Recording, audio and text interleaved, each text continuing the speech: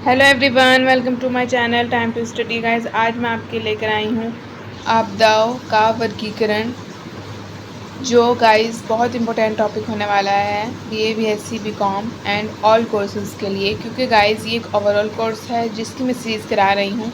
इससे पहले मैंने इसका पार्ट 1 कराया है आपको, जिसमें मैंने आपदा का अवधारणा, शाब्दिक अर्थ और सभी इम्पोर्टेंट जो आपदा से रिलेटेड चीज़ें थी वो डिस्कस की हैं। आज की वीडियो में मैं आपके लेकर आई हूँ आपदाओं का वर्गीकरण, जो कि आपदा से रिलेटेड मोस्ट इम्पोर्टेंट टॉपिक है।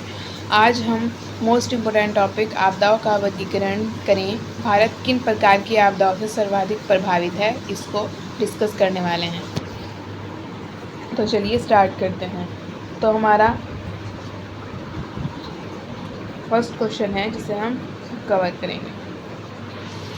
आपदा का अर्थ किसी भी क्षेत्र में प्रकृति या मानव निर्मित कारणों से होने वाली घटना आपदा या गंभीर घटना या लापरवाही से है, जिसके परिणाम स्वरूप जीवन का पर्याप्त नुकसान होता है या मानव पीड़ा या क्षति और संपत्ति का विनाश या पर्यावरण का क्षरण होता है, तथा वह घटना ऐसी प्रकृति और परिमाण का हो जिससे उभर पाना प्रभावित क्षेत्र के समुदाय के क्षमता से परे हो।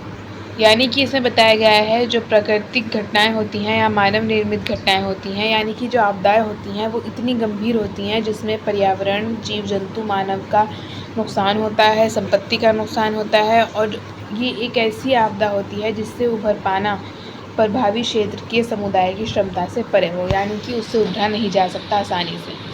आगे हम देखते हैं, एक कुशल आपदा प्रबंधन प्रणाली द्वारा विभिन्न आपदाओं से होने वाले नुकसान को काफ़ी हद तक टाला जा सकता है। कम से कम हताहतों की संख्या को कम या शून्य किया जा सकता है। भारतीय उपमहाद्वीप की भौगोलिक और पर्यावरणीय स्थिति ऐसी है कि यहाँ विभिन्न प्रकार की आपदाओं के घटित होने की संभावना से इनकार नहीं किया जा सकता है। जैसे बहुत इंपॉर्टेंट बात अब इसमें होने वाली है गाइज, आप ध्यान से सुनिएगा।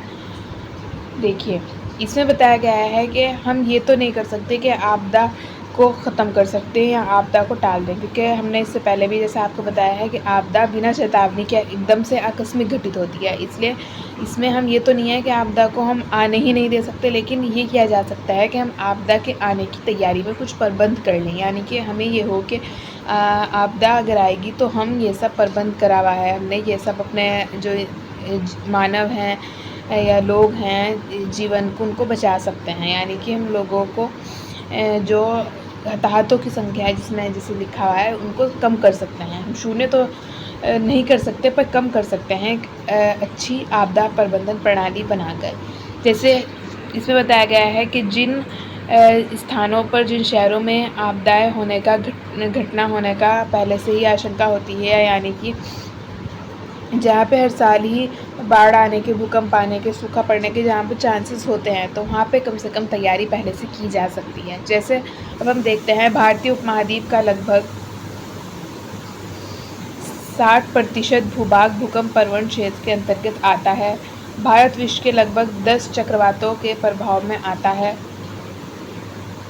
भारत की लगभग 68% कृषि योग्य भूमि सूखे की चपेट में है। मानवीय हस्तक्षेप से हिमालय क्षेत्र में और पश्चिमी घाटों में भूस्खलन की घटनाओं में वृद्धि हुई है। एक बड़ा क्षेत्र बाढ़ से प्रभावित है। शुष्क पर्णपाती और पर्णपाती जंगलों में आग की लगातार घटनाएं, ये सभी हो गए इसके।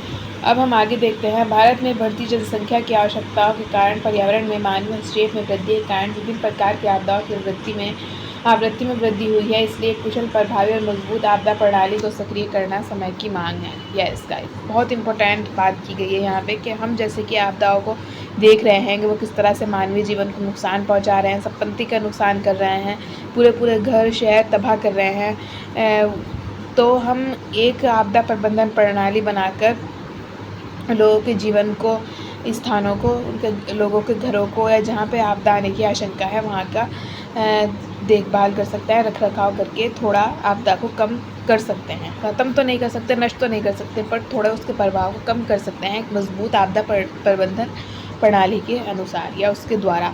तो इसमें बात की गई है कि आपदा प्रबंधन प्रणाली आज के टाइम में एक समय की मांग है। यानी कि जिस तरह का टाइम जा रहा है आपदाओं के लिए, एक समय की मांग है एक मजबूत आपदा प्रबंधन प्रणाली। चलिए हम आगे देखते हैं।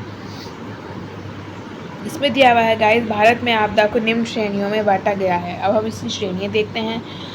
जल एवं जलवायु से जुड़ी आपदाएं, जिसमें आएगा हमारा चक्रवात, बवंडर, तूफान, ओलावृष्टि, बादल फटना, लू व शीतलहर, हिमस्खलन, सूखा, समुद्र क्षरण व मग गर्जन व बिजली का कड़कना, ये सभी आ जाएगा जल एवं जलवायु से जुड़ी आपदाएं में।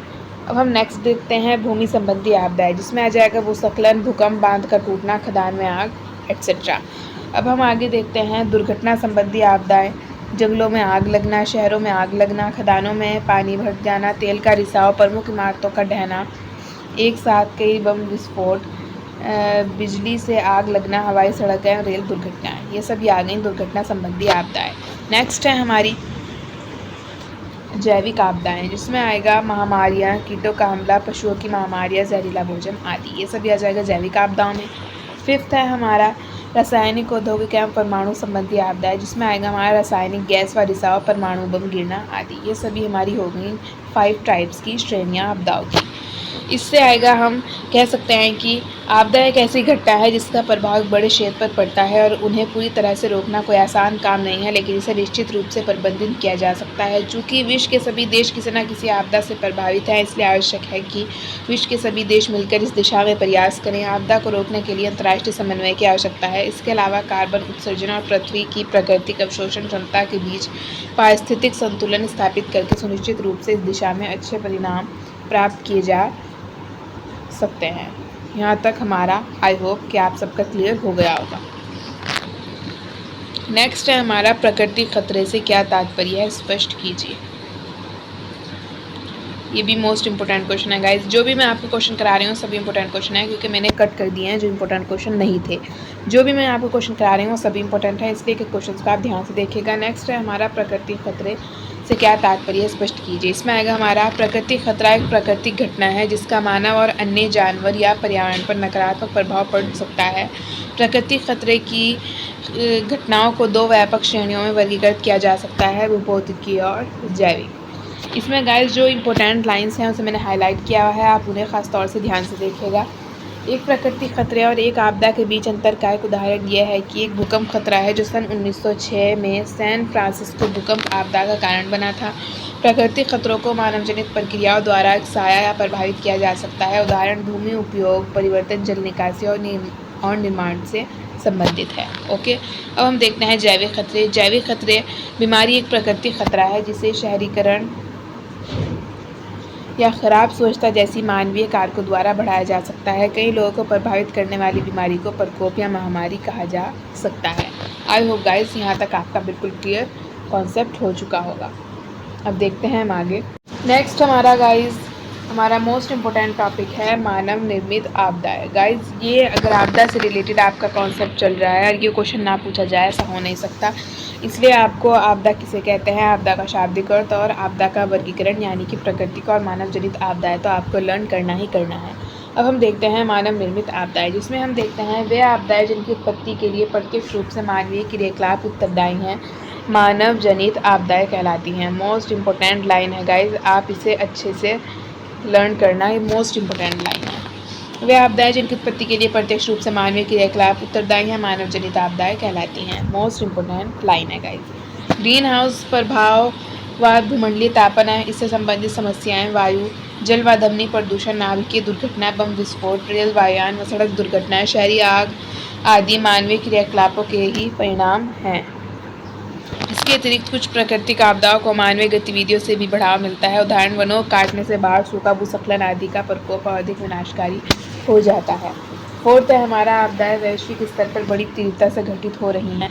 विश्व में प्रत्यक्ष या अप्रत्यक्ष रूप में आपदा से प्रभावित लोगों की संख्या दिन प्रतिदिन बढ़ती जा रही है। इसका सबसे बड़ा कारण विश्व स्तर पर जनसंख्या में निरंतर वृद्धि होना है, क्योंकि जनसंख्या वृद्धि से आपदा प्रभावित क्षेत्रों में मानव बसाव की संगतता में निरंतर वृद्धि हो रही है। विकसित देशों के साथ साथ विकासशील देश भी प्राकृतिक और मानवजनित दोनों प्रकार की आपदाओं के विनाशकारी दुष्परिणामों द्वारा प्रभावित हो रहे हैं। उदाहरण है हमारे हाल ही में कलकत्ता पश्चिम बंगाल में 31 मार्च 2018 को निर्माणाधीन विवेकानंद रोड फ्लाईओवर का एक हिस्सा ग्रीष्मपात क्रॉसिंग पर गिर गया, जिसमें अनेक लोगों की मृत्यु हो गई और कई लोग घायल हो गए। इस फ्लाईओवर का निर्माण कार्य वर्ष 2009 से प्रारंभ हुआ था, लेकिन समय सीमा पूर्ण हो जाने के बाद भी निर्माण कार्य अधूरा रहा। त्रुटिपूर्ण डिज़ाइन और निम्न गुणवत्ता की निर्माण सामग्री के प्रयोग ने इस त्रासदी में योगदान दिया। स्पष्ट है कि अधिकारियों की ओर से पर्यवेक्षण, सुपरवाइजन की कमी तथा ठेकेदार द्वारा अधिकतम लाभ प्राप्ति की इच्छा इस दुर्घटना का कारण बनी। कि आप गाइज, अगर आप मानव जनित आपदा, अगर आपका क्वेश्चन आया और आप ये उदाहरण यहाँ पे लिख दें तो आपको बहुत अच्छे नंबर मिलने के चांसेस हैं, क्योंकि जो मानव निर्मित आपदा आपका चैप्टर है ये यानी कि क्वेश्चन है मोस्ट इम्पोर्टेंट क्वेश्चन है। तो जिसका उदाहरण हमने देखा है कि जो 31 मार्च 2018 को निर्माणाधीन विवेकानंद रोड फ्लाईओवर का एक हिस्सा गिर गया था, जिसका कारण था त्रुटिपूर्ण डिज़ाइन और वो ठेकेदारों का अधिकतम लाभ प्राप्त करने की इच्छा थी, जिसके कारण ये दुर्घटना सामने आई थी। ये आप एग्जाम्पल लिख सकते हैं मानव निर्मित आपदा में। सेकंड है हमारा फिफ्थ है हमारा मई 2018 में वाराणसी में एक निर्माणाधीन पुल गिरने से 20 व्यक्तियों की मृत्यु हो गई। ये भी गाइस मानव जनित आपदा है।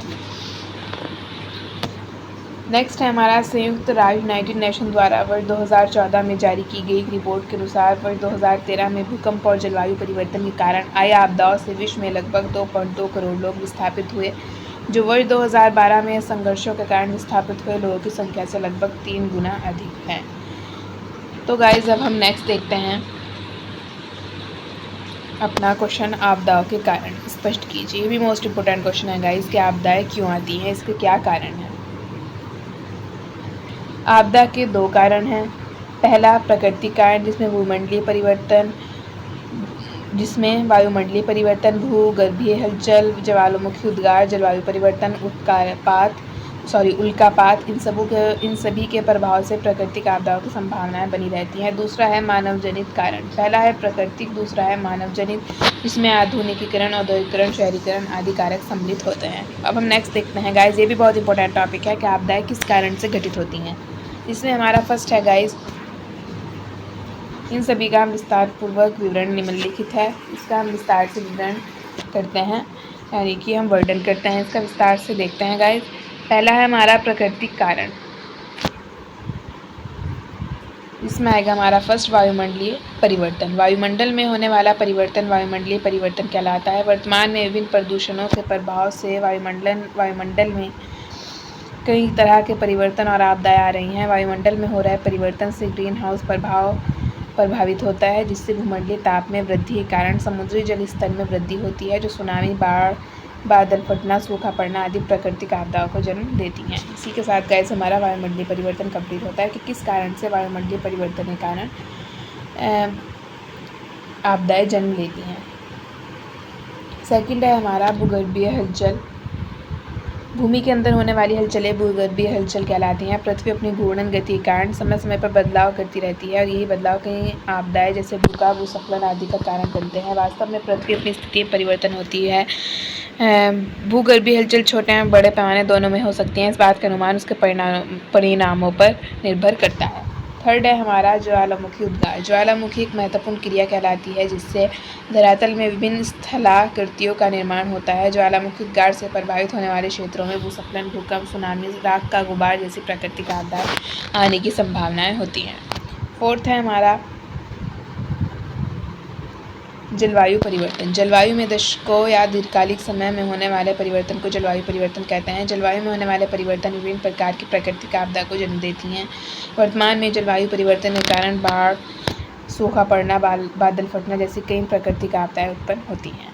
फिफ्थ है हमारा उल्कापात। आकाश में एक ओर से दूसरी ओर तेज़ी से जाते हुए या पृथ्वी पर गिरते हुए पिंड, जिन्हें उल्का, टूटता हुआ तारा, लूका भी कहा जाता है, उल्कापात कहलाता है। उल्कापात अपने आसपास के क्षेत्र को बुरी तरह प्रभावित करता है, तथा इसके प्रभाव से प्राकृतिक आपदा आने का भी खतरा बना रहता है। उल्कापात भूकंप, भूस्खलन आदि आपदाओं को उत्पन्न कर सकता है। इसी के साथ गाइस हमारे 5 पर्यावरण कारण कंप्लीट होते हैं। अब हम देखते हैं नेक्स्ट मानव जनित कारण जो आपदाओं का कारण बनती है।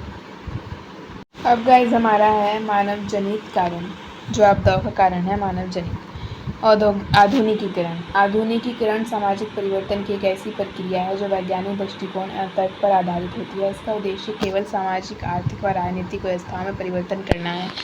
परंतु आधुनिकीकरण से मानव ने अपनी विभिन्न आवश्यकताओं को पूरा करने के लिए प्रकृति का इस प्रकार दोहन किया है कि यह एक संपूर्ण मानव जाति अन्य जीवों और प्रकृति के लिए बहुत ही नुकसानदायक सिद्ध हुआ है।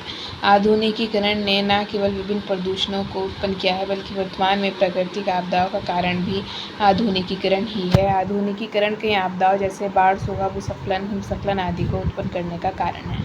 ओके, ये हो गया हमारा आधुनिकीकरण। सेकंड है हमारा औद्योगिकीकरण। ये भी गाइस हमारा आपदाओं को उत्पन्न करने का प्रमुख कारण है औद्योगिकीकरण। औद्योगिकीकरण एक ऐसी प्रक्रिया है जिसका उद्देश्य आधुनिक प्रौद्योगिकी का प्रयोग करके उत्पाद के साधनों में वृद्धि करना है। औद्योगिकीकरण ने न केवल जल प्रदूषण, वायु प्रदूषण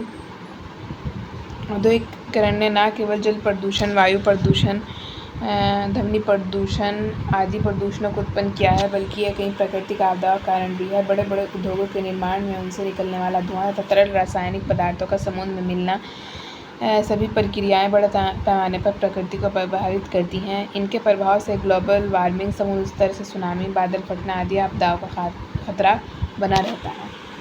थर्ड है हमारा एंड लास्ट है शहरीकरण।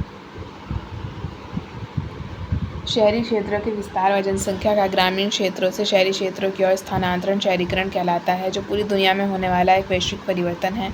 शहरीकरण के बढ़ने का प्रमुख कारण बेरोजगारी है। रोजगार के तलाश में व्यक्ति शहरों की ओर जाने के लिए विवश हो जाते हैं। विभिन्न सुख सुविधाओं में वृद्धि के साथ साथ शहरीकरण ने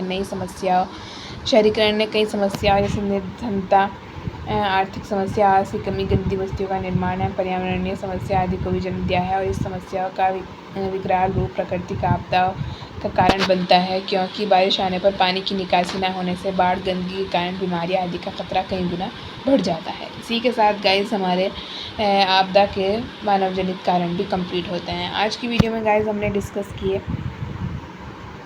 आपदाओं का वर्गीकरण, आपदाओं के उत्पन्न होने के कारण, जिसमें हमने प्राकृतिक कारण और मानव जनित कारण कवर किए हैं। आई होप गाइस कि आज की वीडियो आपके लिए हेल्पफुल रही होगी। अगर गाइस आपको आज की वीडियो अच्छी लगे तो वीडियो को लाइक कीजिएगा, चैनल को सब्सक्राइब कीजिएगा एंड बेल आइकन प्रेस करना मत भूलिएगा, ताकि आपको चैनल पर आने वाली सभी अपडेट टाइम टू टाइम मिलती रहें। गाइस मैं इसकी disaster management system in India की पूरी सीरीज़ लाने वाली हूँ, जिसमें मैं अपने 1, 2, 3, 4, 5, 6 ऐसे पार्ट्स में कवर करके आपका सारा टॉपिक कवर कराऊँगी। जिसने अब तक पार्ट 1 नहीं देखा है वो जाकर पार्ट 1 देख सकते हैं। आपको सीरीज़ के साथ ही सारा टॉपिक समझ में आएगा।